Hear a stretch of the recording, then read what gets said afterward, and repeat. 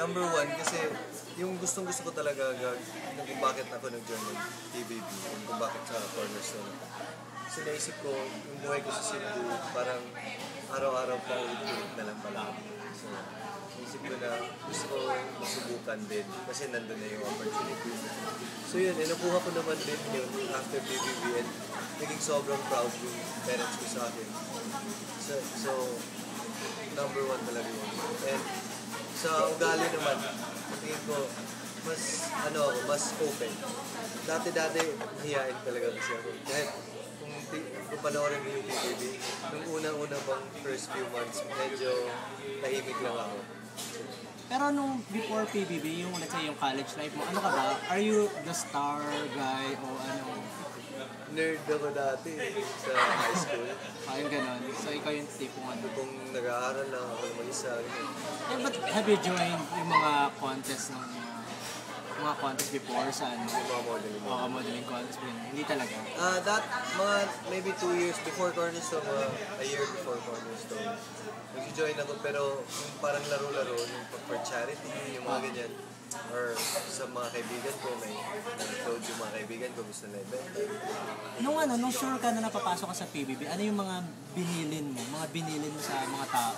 Let's say, Cornerstone, family. Siyempre, di ba may confidentiality sa ano? Oo. So ano yung mga, paano mo ibinilin yung, si Alice ka, may papasok ka?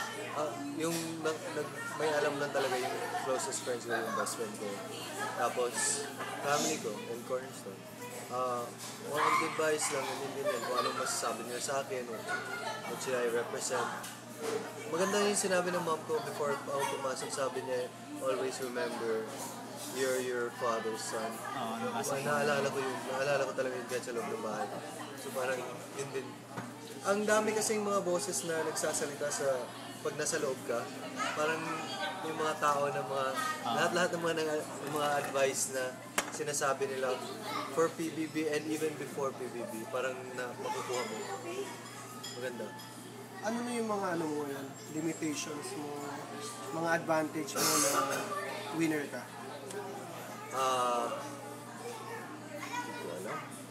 Hindi ko alam actually sa totoo lang. Kung anong advantage ko kasi naging winner ako. Ngayong artista ka na, so ano yung mga magiging limitations mo? Like, pwede ka bang magpa-sexy? Ay, hindi ko kaya yun. Bakit naman? Hindi ko kaya yun. Ito naman natawa doon. Hindi ko kaya yun. I think, ano lang, limitations ko. Pagsayaw, hindi ko. Actually. Yun, I think hanggang PG lang.